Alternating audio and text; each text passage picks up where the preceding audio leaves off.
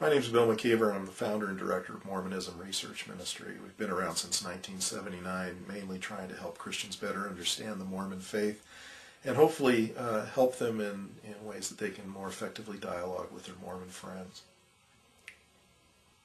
Unfortunately, a lot of Mormons, I don't think, really understand all the things that went on that led to Joseph Smith's death. All they see is a lot of what they perceive as just unjust persecution, the fact that he was jailed several times. But I find in my experience that a lot of Mormons really don't understand what were all the reasons for all these things. Why was he in jail for this? All they ever understood is that, well, he must have, just because of his righteousness and unrighteous people trying to silence him, that this is why he was incarcerated, when there's really more to the story than that. One of the things that I find very interesting about Mormonism is its tie with American history. And of course, studying this subject, I've been able to go and visit a lot of the very special sites, even sacred sites of Mormonism, sites that the Mormons consider to be very special to them. Of all the places that I've been, the one that I find to be the most intriguing would have to be the Carthage jail.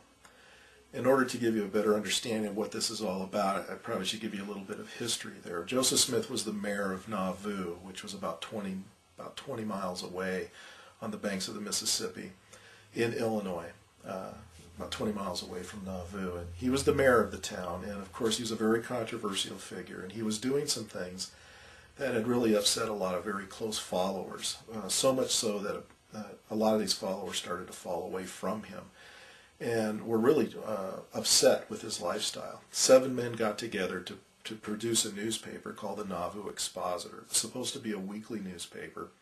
It ended up only coming out with 1 edition, and the reason was because Joseph Smith was just furious over this edition that was really attacking his abuse of power as mayor, and also was exposing the fact that Joseph Smith was practicing polygamy secretly. Smith had been lying about polygamy and actually had condemned polygamy outright, but he was practicing it, secretly, and these men knew this, and they were going to expose it. How many wives did he have at this point? How many wives Joseph Smith actually had is a matter of controversy, but some say that he had probably as many as 20, maybe 30 wives. And a lot of these wives, at least 10, Richard L. Bushman, a Mormon historian, admits that Joseph Smith had at least 10 wives that were simultaneously married to living men at the time. Todd Compton, in his book, In Sacred Loneliness, mentions that he thinks that there were 11 women that he was married to that were also married to living men at the time. Why this is important is because it seems to nullify the one argument that many Mormons raise when it comes to the subject of polygamy, and that the reason God instituted it in the first place was because he needed to raise up seed. Well, that doesn't even seem necessary if Joseph Smith is marrying married women, and we have no evidence whatsoever to show us that any of these husbands were either impotent or sterile. So that argument really doesn't hold. Joseph Smith is probably the best argument against that. It's found in Jacob, chapter 2, verse 30 in the Book of Mormon. And plus, we really don't have any proof that Joseph Smith had children from any of these relationships. There's speculation, but there's really no concrete evidence. How young were some of these women? Some of these women were actually in their teens. Joseph Smith at this time, you have to understand, was in his 30s. Well, Joseph Smith, because of this behavior, as I mentioned, it caused quite a few of enemies, and so they tried to expose this through this newspaper. Joseph Smith was outraged by the things that they were saying, and he ordered the printing press destroyed, which it was.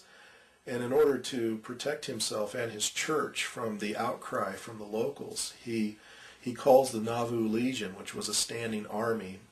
Some estimate that there could have been as many as 5,000 men in this army. But he calls his Nauvoo Legion into effect and declares martial law. Well, Joseph Smith is eventually ordered by the governor to meet in Carthage and to get this matter straightened out. Governor Thomas Ford was involved at the time.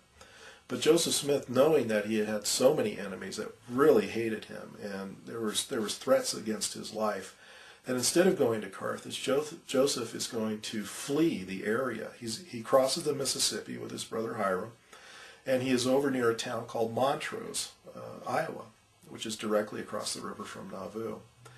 members in the church talk Emma, his wife, into writing a letter to encourage Joseph Smith to return. And in the letter, it purportedly has a comment in there that refers to Joseph Smith as being a coward for leaving his church behind.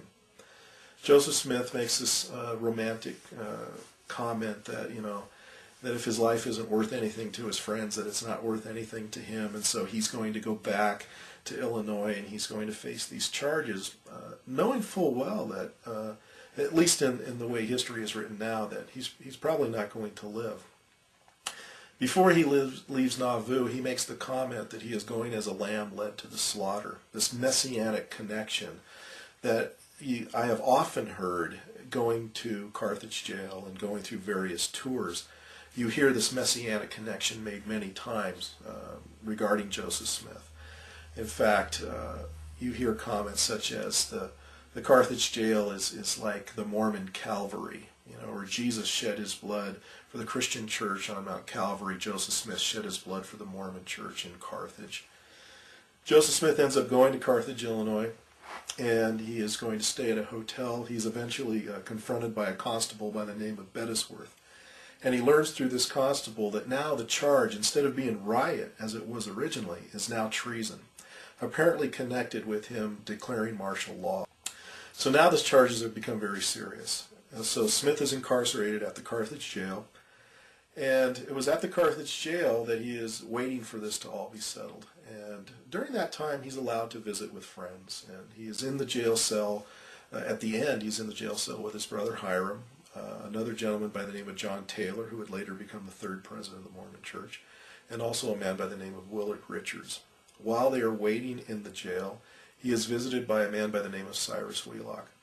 Now, there's an interesting story about all this. Joseph Smith received this smuggled pistol from Cyrus Wheelock. If you were to ever take the tour at Carthage jail, they never mention the smuggled pistol. I've been there several times. Never do the tour guides volunteer the information regarding the smuggled pistols that Joseph Smith and his brother had.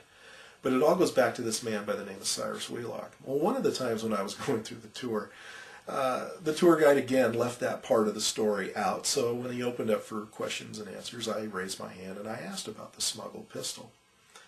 And I actually quoted from the documentary History of the Church, Volume 7, where it talks about this, page 101 to 103. And when I mentioned that book to the tour guide, he said, well, you have to be careful about the books that you read, because there's a lot of erroneous material out there. And I went, but wait a minute, the documentary History of the Church, that's your book. That's put out by the Mormon Church. This is where I'm getting that story. And he goes, oh, the documentary History of the Church. He said, yeah, that's a good book. That's a good book. And he said, well, I'll tell you about the smuggled pistol. And he starts to tell me this elaborate story of how Cyrus Wheelock actually went up to the guard who was guarding the entrance to the jail and opened up his coat and said, I have a gun here, and I've come here to kill Joseph Smith. And the guard lets him in. Now, I've never heard this story before. I don't know where this guy's getting this story. And this is the first time I'm hearing it. And this is just intriguing to me. And I'm thinking about this. If we were to transport ourselves back into that time period and imagine here we are in 1844, it's June 1844, and a man comes up to a guard and says, I have a gun and I'm going to go inside and I'm going to kill the prisoner that you're supposed to be guarding, and you let him in. Okay, that sounds pretty strange to begin with, but then the guy went on to tell us, the tour guide went on to say that, eventually the guard was relieved and a new guard came on duty. Now think about this. You just let a guy go into a jail with a gun to assassinate your prisoner, and he hasn't come out yet. Okay? And you haven't heard a gun go off. So you leave your post and allow someone new to come and take your place, and you don't look into this? I mean, the story is just so far-fetched. But this man firmly believed that this is what happened. Basically, Cyrus Wheelock leaves the gun with Smith, and there's another derringer that's involved that is given to Hiram, Joseph Smith's brother. And as they were there in the jail, they were waiting, for this thing to all be settled. And there's another section in Joseph Smith's story where he talks about how they were, had a very heavy spirit. I mean, it was probably a very depressing time for them because they know the situation does not look very good for them. And so they order some wine to be brought to the jail. And Smith admits that this wine was not for sacrament purposes, but that it was to relieve their spirits, and so it was actually meant to, I guess, to be somewhat intoxicating, to make them feel better, which is kind of odd because Mormons aren't supposed to drink alcoholic beverages, but yet it seems perfectly okay for Joseph Smith to do that. Eventually, the jail is approached by a mob. How many are in the mob, we really don't know. Again, the numbers fluctuate. Some say as many as 200 people, were involved in this mob. And a group of men go up the stairs towards the upstairs room where Joseph Smith was being held, and they're rushing the door. Now, you have to understand the jail cell that Joseph Smith was in did not have bars on it. It had merely a door, and the door didn't even latch. It was warped, and the lock didn't really even work. So I remember the first time that I went to the Carthage jail was back in the 1980s, and we had a tour guide by the name of Elder Salt from Salt Lake City. I mean, it's hard to forget that name. And I remember Elder Salt telling us the story of how the only defense that Joseph Smith and the others that were in the jail cell with him had was by holding themselves against the door and fighting off their attackers with their walking sticks. And he repeats this, 3 times. The only defense they had was by holding themselves against the door and fighting off their attackers with their walking sticks. And after telling this very emotional story, and we were the only non-Mormons there, and the rest of the people in there were all a group from BYU. That was a busload of BYU students that had just been dropped off. And so while he tells this story and he bears his testimony to the truthfulness of it, and of course there's this resounding amen, and then he says, "Are there any questions?" So I raise my hand, and I says, "You'd mentioned 3 times that the only defense that Joseph Smith and the others had was by holding themselves against the door and fighting off their attackers with their walking sticks." I says, "But I remember reading in Volume 7, page 101 to 103 of the Documentary History of the Church that Joseph Smith had a smuggled pistol, and that he used that pistol to shoot 3 people, 2 of whom died." And it was interesting because you could hear, it was like the proverbial tabernacle tour. You could hear a pin drop. It was dead silence. And I'll never forget, Elder Salt, the tour guide, put his arms behind his back. He rocked on his heels, looking at the floor, and he said, "Yes, there was a gun." And he proceeded to also mention the Derringer that Hiram had, that I did not bring up. It made me wonder, this man gave this emphatic story that the only defense Joseph Smith had, and the others in the jail, was by holding themselves against the door, fighting off their attackers with their walking sticks. Yet all the time, this man knew he had a smuggled pistol. He didn't deny the fact that Joseph Smith fired the pistol, but he did say, "We don't know where the bullets went." To which I said, "Well, John Taylor seemed to know. He said that he shot 3 people, 2 of whom died. Obviously, we know at least 3 of the bullets went into somebody." Of course, he didn't really want to readily admit to that part of the story, but he did know that there was a gun. But at the same time, he kept insisting that the only defense was holding themselves against the door, which now we know, and he was admitting, was not the case. That I found very disconcerting. Every time I go and I visit the Carthage jail, like I say, I've never heard them bring up the gun. One time I asked one of our tour guides, "Wasn't there a smuggled pistol?" She said, "Well, it wasn't smuggled, it was brought in." What does that mean? Was it legal at that time to bring guns in to prisoners? I mean, come on, this is silly. What kind of an answer is that? But they will not tell you anything about this. The last time I went to Carthage, we had a sister missionary, and she also failed to mention the gun. I had a long discussion with her afterwards, and she knew all about it. She knew all about the gun. She probably had done more homework on the story than I've seen many tour guides at Carthage jail. But yet, she wasn't about to divulge that part of the story, mainly because it didn't make Joseph Smith look very heroic, I guess. The fact is, Smith did have a gun. According to John Taylor, he shot 3 people, 2 of whom died. John Taylor never changed his story. He stuck with that story, as far as I know, till the day he died.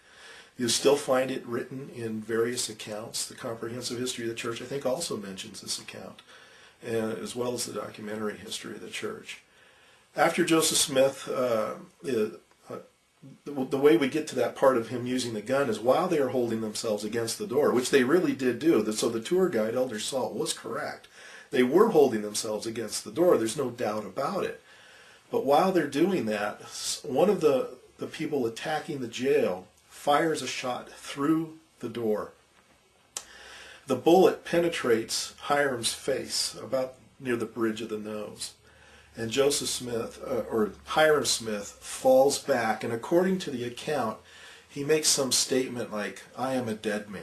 Now, first of all, he's just got a musket ball into his brain. I mean, is he really going to be thinking of words like, "I am a dead man"? Is this really what happened, or is this, again, just Mormon folklore? The way the story goes, Joseph Smith goes to the aid of his fallen brother and says something to the effect, "Oh, my dear brother Hiram." Did Joseph Smith really say that? It sounds a little cheesy to me. I mean, it's not something that I would probably think if it was my brother. But nonetheless, he sees his brother who's dying here, who's probably dead at the time. And so at that time, according to John Taylor's account, Joseph Smith grabs the pistol that's in his pants pocket, and he sticks his arm through the door and fires off these 3 rounds. And so this is where he shoots them. Joseph Smith afterwards realizes that this is pretty much a lost cause, so he's going to try to escape going out the window. Now you have to understand, this jail is pretty thick. You know, I forget exactly how thick the walls are, but you have to basically go up on a ledge to get to the window. And when he goes to the window, there's a mob. Part of the mob is waiting outside for him, and they're firing through the glass, and Smith is hit by the bullets. I think he was hit 4 times. Once in the chest, a couple times in the back, and I can't remember where the other bullet went. But nonetheless, he's fired upon by the mob outside, and he falls out the window, and he dies. What's interesting about all this is when I was at the Carthage jail the first time, back in the 1980s, I knew that there was a blood stain that was on the floor. And I knew also that there used to be a glass frame that covered the blood stain. I knew this for a fact because I'd actually seen pictures of it, and we have a picture of it on our website. I learned this through some friends of ours, of my wife and I, who had gone to the Carthage jail back in the 60s when this frame was still in place. And they were told at the time that it was covering the blood of Joseph Smith. Okay. Now, anybody who knows the history of this story would know that that could not have been the blood of Joseph Smith. The blood happened to be around 6 or 7 feet away from the door, about the length of a man. So when you think about it, that was probably the blood of Hiram. That was in the wood and wouldn't come out. The blood soaked into I think the floor was made of an oak, and so it stained the floor. When I went and asked about the blood stain, of course there was no frame on the ground to even know where it was, but Elder Salt knew about it, and he pointed it out to me. It happened to be in between 2 benches, so you would have walked right on top of it without even knowing it was there. And he pointed it out to me and told me that that was the sacred blood of Hiram. That would make more sense, that would be Hiram's blood, because if he was shot near the door and he fell back, that's probably about where his head would have been. Joseph Smith, it could not have been his blood because he was shot over by the window. There's no way that much blood would get over, so many feet away. It was impossible. It wouldn't have happened. But that was the story that I was given. Now you don't even know about the blood stain. They don't even talk about the blood stain. But I had an interesting talk with a sister missionary this last time, and she knew about the blood stain. She told me, and I haven't verified the story, but she told me that it was Spencer Kimball, President Spencer Kimball, who tried to make a concerted effort to get rid of the blood stain. But it's still there. You can still faintly see the outline of the blood stain in the ground, in the floor, but they just don't talk about it. But it's interesting that there's a lot of things about this story that failed to get into the tour. And I think one of the reasons is because it would show Joseph Smith as being a man just like the rest of us, reacting in a very normal way, a defensive way, hardly acting in the way that we would probably think of first century martyrs who willingly went to their deaths, not volunteering. You didn't volunteer to be a martyr in the early church, but when you were going to be martyred, you went realizing that you were going to die for the cause of Christ. And we don't see that with Joseph Smith. We see him instead going out in a gun battle We see him trying very hard to escape his assassins. And I guess technically, the Mormons might try to say, well, yes, he still basically died for his cause because he wouldn't have been there had it not been for all the things that he stood for. Okay, perhaps. But I think when they use the word martyr so flippantly, I think they actually detract, at least in my mind, from the ancient Christians, for instance, who in my mind went willingly for their faith in Christ. I don't see that with Joseph Smith. I don't see him going willingly like the first century Christians. The romanticizing of Joseph Smith's death is really illustrated, I think, with this film, Joseph Smith, Prophet of the Restoration, that is currently being shown downtown in the Joseph Smith Memorial Building. It's supposed to be an accurate account of Joseph Smith's life during the Nauvoo period, and it also shows his death at Carthage. But what's interesting is after Hiram is shot, and he's laying there in Joseph Smith's arm in this very dramatic scene, instead of Joseph Smith grabbing the smuggled pistol that he had in his pocket, which is what history tells us he did, Joseph Smith turns towards the window. And as you see bullets flying through the glass of this window, you see the camera angle going towards the window, and it's supposed to be through the eyes of Joseph Smith, goes up towards the window, and as it crashes through the window, instead of falling to the ground, the camera angle goes up in the air as if in an ascension. And what's interesting is then it kind of fades to black, and then you see Joseph Smith, looking up into the sky with the words, "O Lord, my God." Now this is misleading. It's not that Joseph Smith didn't say that, because he most certainly did, but he certainly didn't say it the way the film portrays. I have a book here by Richard L. Bushman. It's a biography of Joseph Smith called Joseph Smith, Rough Stone Rolling. And what I find intriguing about this book is that Richard Bushman is a Mormon, a faithful Mormon. He admits he's a faithful Mormon at the very beginning of the book. And he describes what happened in the final moments of Joseph Smith's life. Let me read to you what it says on page 550. It says, Hiram was the first to fall. A ball through the door struck him on the left side of the nose, throwing him to the floor. 3 more balls entered his thigh, torso, and shin, killing him. John Taylor was hit in the thigh and fell against the windowsill, breaking his watch. Crawling toward the bed, he was struck again in the hip. Joseph pulled the trigger. See, he's admitting to the gun. Joseph pulled the trigger 6 times into the hail, dropped the pistol on the floor, and sprang to the window. With one leg over the sill, he raised his arms in the Masonic sign of distress. A ball from the doorway struck his hip, and a shot from the outside entered his chest. Another hit under the heart, and a fourth his collarbone. He fell outward, crying, "O Lord, my God."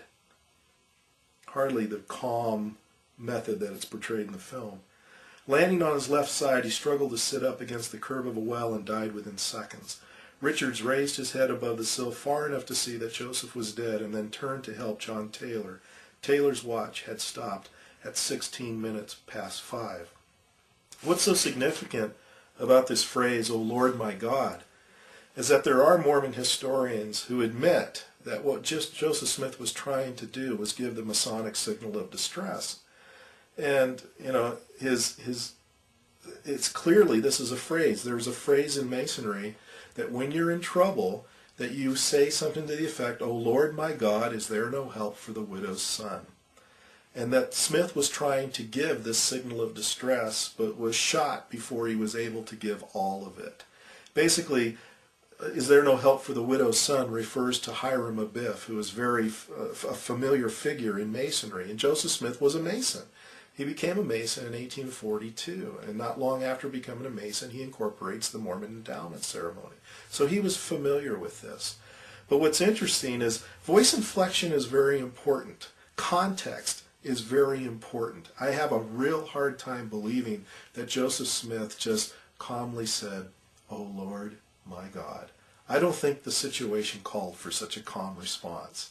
I think he was probably screaming at the top of his lungs, hoping that somebody would come to his rescue, and unfortunately for him, they didn't. I think the fact that the Mormon Church has to leave out so much important information about Joseph Smith tells us not only a lot about him, but it tells us a lot about the church itself. Do you really want to place your trust in a man whose character has to be doctored, who has to be airbrushed, if you will? Do you really want to place your trust in a church that has to do that, that feels compelled to do that? Trust is a big thing. As a Christian, I have no problem trusting completely in the work and the promises of Jesus Christ. But I'll tell you, when it comes to Joseph Smith, I can't have that same kind of trust. This man is not deserving of my trust. If Joseph Smith lived today the way he lived back then, I don't think even many Mormons would want to place their trust in him.